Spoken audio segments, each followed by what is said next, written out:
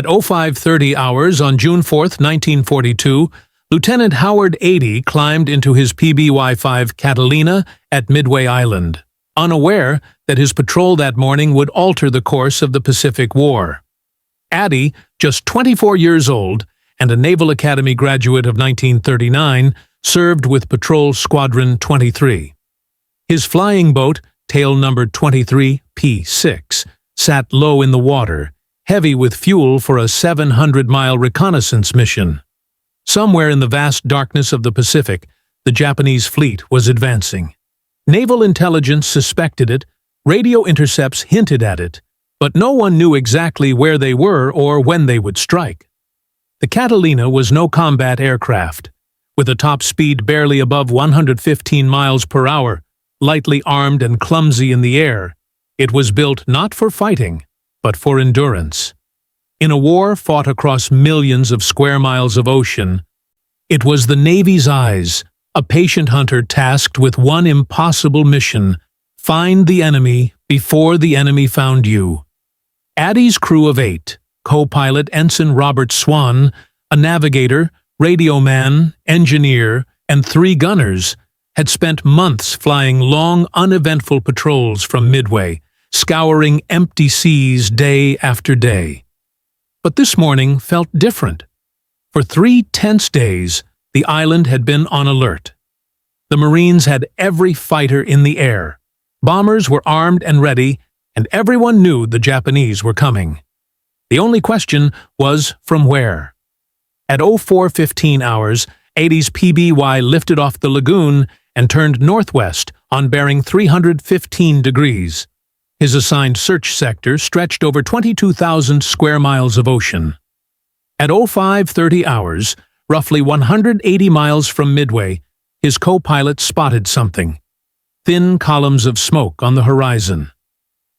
Adie descended to 1,000 feet, and as the Catalina broke through the haze, the sight below was breathtaking and terrifying. The main Japanese fleet, 2 aircraft carriers, battleships, cruisers, destroyers, all steaming toward Midway. The radio operator immediately sent the contact report: 2 carriers and main body, bearing 320, distance 180 miles, course 135, speed 25 knots. That single message, transmitted at 0534, triggered the Battle of Midway. Admirals Fletcher and Spruance received the signal within minutes. The American carriers now had their target. The ambush could begin.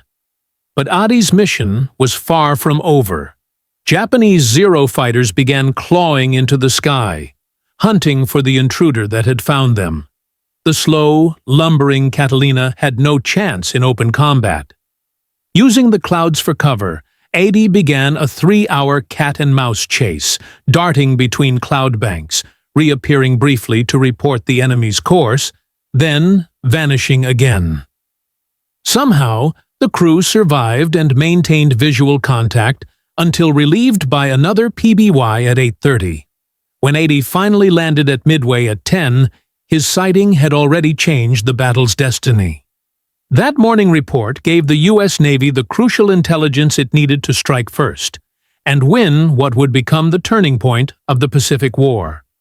But the Catalina's story went far beyond Midway.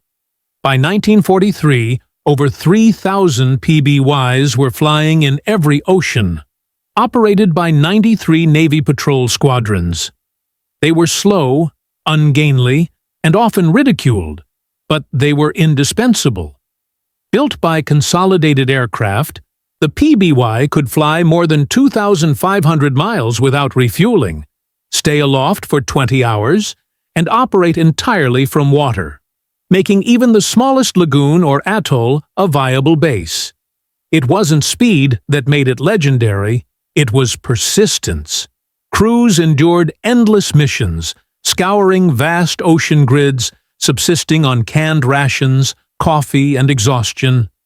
The cabin had bunks, a tiny galley, and even a chemical toilet, luxuries born of necessity during 20-hour flights.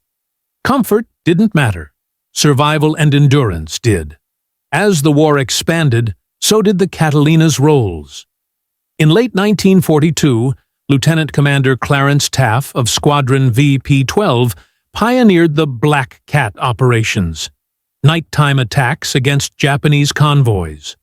The PBYs were repainted matte black, stripped of insignia, and took to the skies after dusk.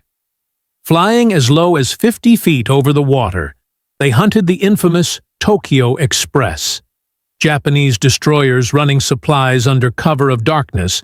Attacking from the shadows, the Black Cats dropped bombs, depth charges, and even improvised weapons like Molotov cocktails.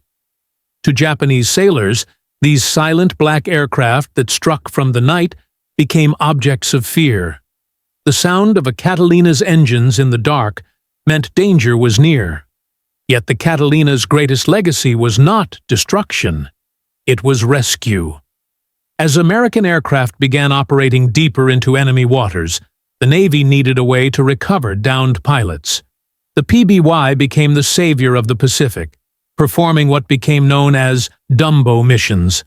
They orbited near battle zones, ready to land and retrieve survivors.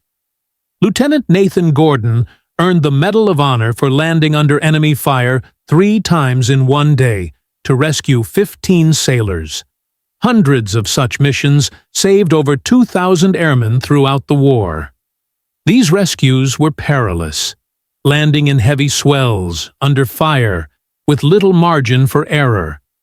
But to those awaiting salvation, the sight of a PBY skimming the waves was a miracle. Catalinas were also converted for medical evacuation, intelligence gathering, and radar reconnaissance. They guided invasion fleets through fog, hunted submarines in the Atlantic, and connected remote Pacific outposts. The aircraft served not only the U.S. Navy, but also the Royal Air Force, the Royal Canadian Air Force, the Soviets, and the Australians. They flew patrols from Alaska to Australia, carried supplies to hidden coast watchers, and even served Pan American Airways as wartime transports. By war's end, Catalinas had become the most produced flying boats in history, a symbol of quiet reliability. On August 14, 1945, as the war drew to a close, several PBYs were still on patrol near Japan when word arrived that the Empire had surrendered. They returned to base at dawn, completing the final operational flights of a type that had served from Pearl Harbor to victory.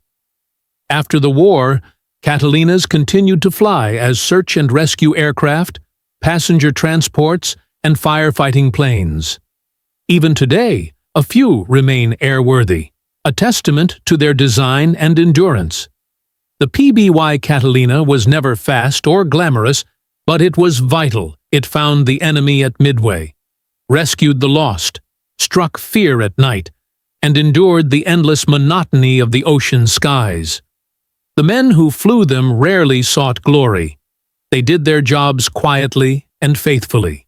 Lieutenant Howard Adey, whose sighting changed the war, survived to retire as a captain. When asked years later about that morning in 1942, he simply said, "I was just doing my job." But that job, repeated thousands of times across millions of miles, helped win the Pacific War.